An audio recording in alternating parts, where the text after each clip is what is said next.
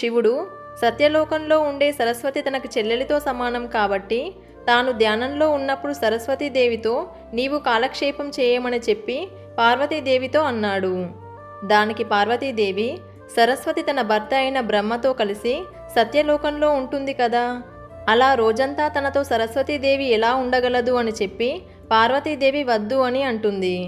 అప్పుడు శివుడు బాగా ఆలోచించి అచ్చం తనలాగానే ఉండే అశావరిని సృష్టించి ఆమెను జాగ్రత్తగా చూసుకోమని పార్వతీదేవికి చెప్పి శివుడు ధ్యానం చేసుకోవడానికని అక్కడి నుండి వెళ్ళిపోయాడు. అశావరి చూడటానికి పరమశివుని లాగానే పెద్ద పెద్ద కేశాలతో జంతువుల చర్మం కప్పుకొని ఉంది. కానీ ఆమె పాదాలు పగిలి ఉన్నాయి. ఇక పార్వతీదేవి అశావరికి చక్కగా స్నానం చేయించి కొత్త దుస్తులను ఇస్తుంది. తర్వాత అశావరి నాకు ఆకలిగా ఉందని భోజనం పెట్టమని పార్వతీదేవిని అడుగుతుంది. వెంటనే పార్వతీదేవి చిటికెలో